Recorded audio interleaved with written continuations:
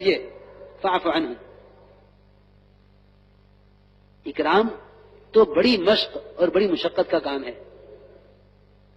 یہ اکرام نہیں ہے کہ آپ نے ایک گلاس پانی پلا دیا. نہیں، اکرام یہ ہے کہ ہر شخص کو اس مقام پر رکھو جس مقام کو مستحق ہے. ہر شخص کو اس مقام پر رکھو جس مقام کو وہ مستحق ہے. یہی ہے حدیث میں، یہی ہے انزل الناس منازلهم. منتخب حدیث نازل ہیں جو اکرام مسلم حدیث نے جمع فرمائی ہے، اس میں پہلی حدیث ہے انزل الناس منازلهم، کہ ہر ایک کے ساتھ وہ معاملہ کرو جس کا وہ حقدار ہے. چنانچہ اس کا حکم فرمایا کہ نبی جی آپ درگزر کیا کریں، کیونکہ حلم، بردباری اور برداشت یہ صرف صفات نبوت میں سے نہیں ہے بلکہ علامات نبوت میں سے ہیں. یہ علامات نبوت میں سے ہیں. آپ صلی اللہ علیہ وسلم کی نبوت کو پہچاننے کے لیے زید بن سعنہ یہودی عالم نے اپنی کتاب میں آپ کو پڑھنے کے بعد اور یہ جان کر کہ ہاں یہ ساری صفات نبوت ہیں جہاں میں پائی جاتی ہیں، دو صفتیں ایسی ملی ان کو توریت میں دو صفتیں ایسی ملی جو آپ کے ساتھ معاملہ کیے بغیر معلوم نہ ہوتی.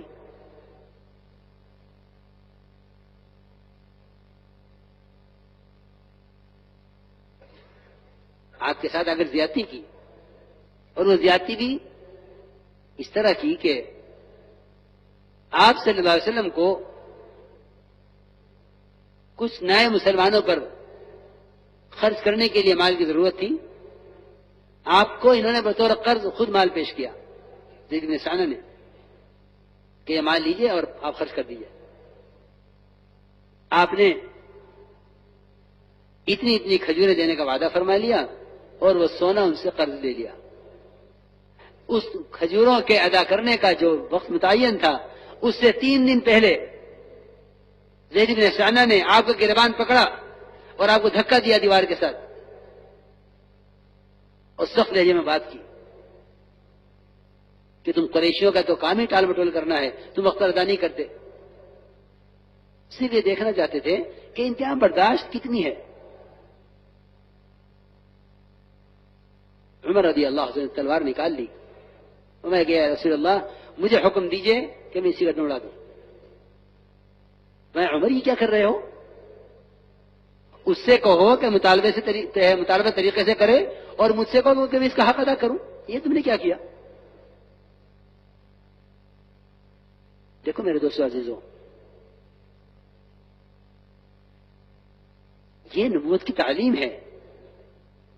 حق والے کا حق ادا کرو.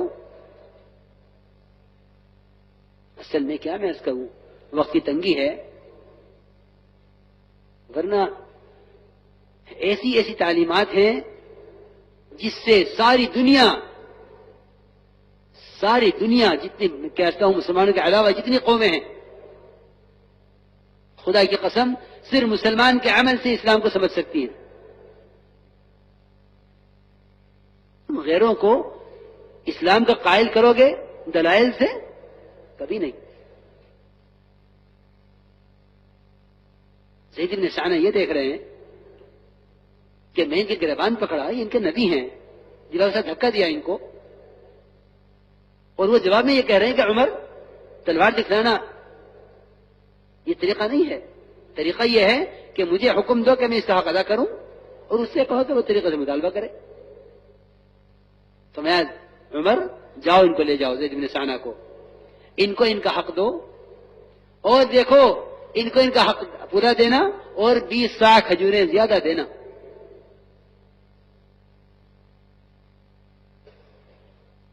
یہاں تو ہم تبلیغ والوں کا حال یہ ہے کہ وہ کہہ رہے تھے احسان صاحب اس میں مشورے میں کہ بھئی ایک آدمی نے 1.5 منٹ میں 6 نمبر بیان کر دیا.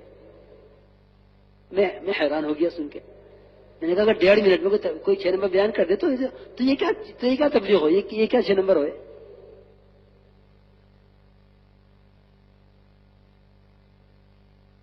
یہ کیا تبلیغ ہوئی اور یہ کیا دعوت ہوئی؟ انبیاء علیہ السلام کے وہ واقعات، آپ صلی اللہ علیہ وسلم کے واقعات جس میں آپ کا غیروں کے ساتھ معاملہ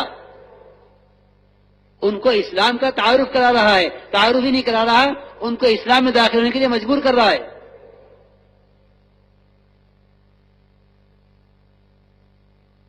ہمارے بیانات میں سے یہ سب کچھ ختم ہو گیا. کوئی صرف نبی اس بات کا نام تبلیغ نہیں ہے. امت کو نبوت کی تعلیم پر لانا یہ کام ہے. آپ نے فرمایا کہ عمر ان کو لے جاؤ اور ان کو 20 سا کھجوریں ان کو 20 سا کھجوریں ان کے حق سے زیادہ دینا. جب کھجوریں تولی گئیں ان کا حق دے دیا گیا. 20 سا کھجوریں زیادہ دی. زید بن ثابت عمر یہ کیا کر رہے ہو، میرا تو حق پورا ہو گیا.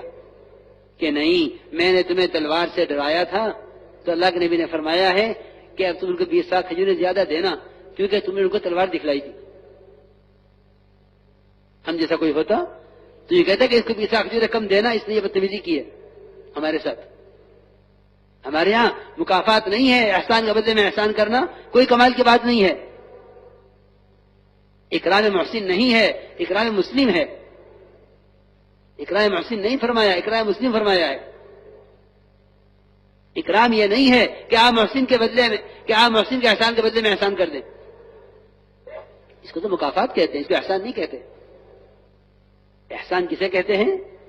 احسان کہتے ہیں اذیت کے مقابلے میں احسان کرنا. اذیت کے مقابلے میں احسان کرنا. کہ زید بن ثابت نے قرض خود پیش کیا، مانگا نہیں ان سے، اور وقت سے پہلے 3 دن پہلے مطالبہ کر لیا اور مطالبہ بھی بدتمیزی کے ساتھ کیا. اور آپ کیا فرما رہے ہیں کہ عمر تم نے ان کو تلوار سے دھمکایا ہے، ان کو 20 سا کھجوریں زیادہ دینا. کیونکہ میں نے عرض کیا ہے کہ ہمارے یہاں مکافات نہیں ہے، بلکہ اذیت پہنچانے والوں پر احسان کرنا یہ ہے ہمارے نبی کی تعلیم ہمارے لیے. جو تمہیں ستائیں ان پر احسان کرو، جو تمہیں ستائیں ان پر احسان کرو. تب معلوم ہوگا اسلام کیا ہے.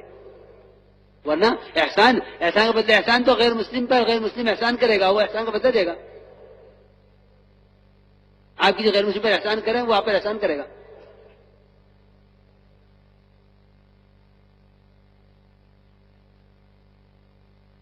ہمارے یہاں تو تکلیف پہنچانے والوں پر احسان کرنا ہے. آپ دیکھیے اٹھا کے واقعات. حضرت حمزہ کا ایسا قتل ہوا کہ آپ صلی اللہ علیہ وسلم کو ان سے زیادہ دکھ کسی کا قتل کا نہیں تھا. اور آپ نے قسم کھائی کہ میں حمزہ کے بدلے میں 70 مشرک اس طرح قتل کروں گا جس طرح کہ جس نے حمزہ کو قتل کیا ہے. اللہ نے فرمایا نبی جی اگر آپ صبر کریں تو صبر کرنے والے لیے اچھا ہے، اور اگر آپ کو بدلہ لینا ہی ہے تو آپ ایک کے ساتھ ایسا کر سکتے ہیں، ایک کے ساتھ کر سکتے ہیں، 70 کے ساتھ نہیں. اگر بدلہ لینا ہی ہے تو ایک کے ساتھ، اور صبر کرنے بہتر ہے. تو آپ نے مجھے قسم کا کفارہ دیا، یہ تعلیم دی اللہ نے، بشریت ہے، تقاضا ہوا کہ جو میرے چچا کے ساتھ ہوا ہے میں 70 مشرکوں کو اس طرح مسلح کروں گا کہ ان کے ناکان کاٹوں گا. میں کہ نہیں نبی جی صبر کریں تو بہتر ہے، اور اگر بدلہ لینا ہی ہے تو آپ ایک کے ساتھ کر سکتے ہیں.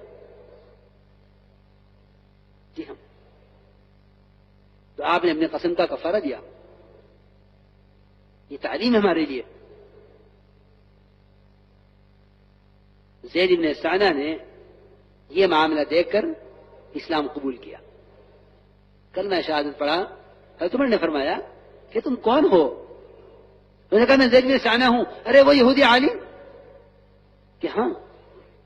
کہ تم نے عالم ہوتے ہوئے یہ حرکت کی اللہ کے نبی کے ساتھ؟ کہ عمر بات یہ ہے کہ میں دیکھنا چاہتا تھا ان کے ساتھ زیادتی کر کے کہ یہ نبی ہیں یا نہیں ہیں. یہاں حدیث کے زمانے میں یہ کہ نبیوں والا کام، نبیوں والا کام، نبیوں والا کام. بھائی نبیوں والا کام، کہ نبی کی وسعت نبی کے طریقے اور نبی کی تعلیم کے مطابق ہے کہ نہیں؟